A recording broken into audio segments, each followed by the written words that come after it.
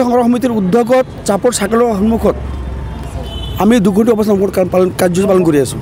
আপোনালোকে দেখিছে যে বিশেষ এটা সম্পাদক বসুন্ধৰা আঁচনিক আমাক বঞ্চিত কৰা হৈছে। চৰকাৰে বাৰম্বাৰ কেৱল এটা সম্পাদক মাটি অধিকাৰৰ পৰা বঞ্চিত কৰা হৈছে। আমি দেখিছোঁ যে যুগ ধৰি আমাৰ চাপৰ এলেকাত বহু গাঁও আছে, যুগ ধৰি গৰাখহনীয়াৰ কবলত পৰি সৰ্বশান্ত হোৱা হেজাৰ পৰিয়ালক আজিলৈকে মাটিৰ আবণ্টন দিয়া নাই, মাটিৰ পট্টা দিয়া নাই। অথচ পুঁজিপতিক মাটি আবণ্টন দিয়া হৈছে। আমি দেখিছোঁ যে বসুন্ধৰা চৰকাৰে ঘোষণা কৰিছিলে বসুন্ধৰাৰ জৰিয়তে মানুহক মাটিৰ পট্টা দিয়া হ'ব, কিন্তু আমি দেখিছোঁ যে বসুন্ধৰা আঁচনি কেৱল ধোঁৱা-চাঙা ধৰিছে। তেওঁলোকে বসুন্ধৰা আঁচনিৰ জৰিয়তে বাৰম্বাৰ এটা সম্পদক তেওঁলোকে বঞ্চিত কৰিছে। এইসকল মানুহক আজিলৈ বসুন্ধৰাৰ জৰিয়তে এটুকুৰা মাটিও আবণ্টন দিয়া নাই।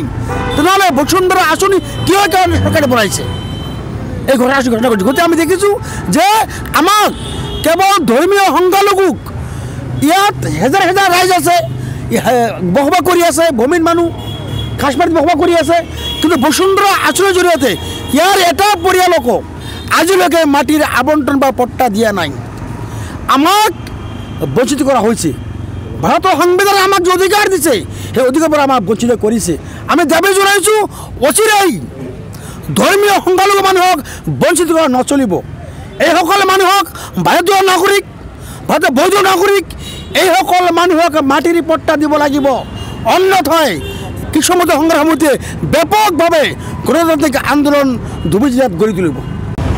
প্ৰতিজন ভাৰতীয় নাগৰিকক মাটিৰ পট্টা প্ৰদানৰ দাবীত, মাটিৰ অধিকাৰ প্ৰদানৰ দাবীত আৰু বান গৰাখহনীয়া কবলত পৰি ক্ষতিগ্ৰস্ত হোৱা দীৰ্ঘদিন ধৰি আজি ভূমিহীন হৈ চাপৰ চাৰ্কুলৰ বিভিন্ন এলেকাত তেওঁলোকে বসবাস কৰি আছে, দীৰ্ঘদিন ধৰি বসবাস কৰি আছে। কিন্তু আমি দেখিবলৈ পাইছোঁ এই মানুহখিনিক মাটিৰ অধিকাৰ প্ৰদান কৰা হোৱা নাই। আজি চৰকাৰে বসুন্ধৰা আঁচনিৰ জৰিয়তে মাটিৰ অধিকাৰ, মাটিৰ পট্টা প্ৰদান কৰিছে, কিন্তু ধৰ্মীয় সংখ্যালঘু মুছলমান সম্প্ৰদায়ৰ মানুহখিনিক বঞ্চিত কৰা হৈছে। কিয় এটা সম্প্ৰদায়ৰ লগত ইমান বৈষম্য কিয়? আমি চৰকাৰক আজিৰ এই কাৰ্যসূচীৰ জৰিয়তে সুধিব বিচাৰোঁ, আমি প্ৰশ্ন কৰিব বিচাৰোঁ, এওঁলোক কি ভাৰতীয় নাগৰিক নহয় নেকি? যদি ভাৰতীয় নাগৰিক হয়, ভাৰতীয় অন্য বস্ত্ৰ বাসস্থান মানুহৰ মৌলিক অধিকাৰ, গতিকে মৌলিক অধিকাৰৰ পৰা এই মানুহখিনিক কিয় বঞ্চিত কৰি ৰখা হৈছে? আমাৰ কথাটো অতি স্পষ্ট।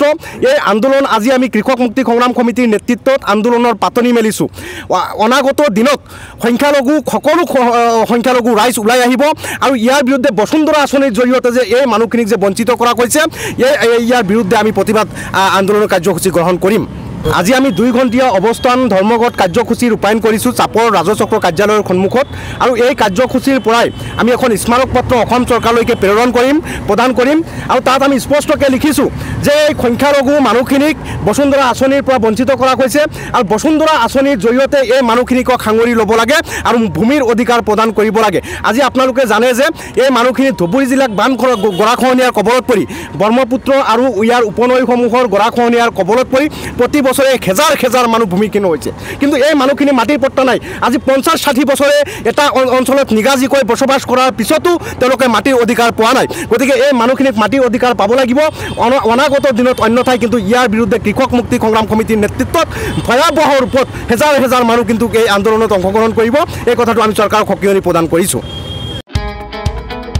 মহানগৰীত উৎকৃষ্ট হোটেল দ্য ভিলা, আদৰ্শপুৰ, বাৰ্লিন নম্বৰ 1, কাহিলীপাৰা সৰ্বশিক্ষা অভিযানৰ কাৰ্যালয়ৰ কাষতে হোটেল দ্য ভিলাত আছে উৎকৃষ্ট মানৰ সা সুবিধা।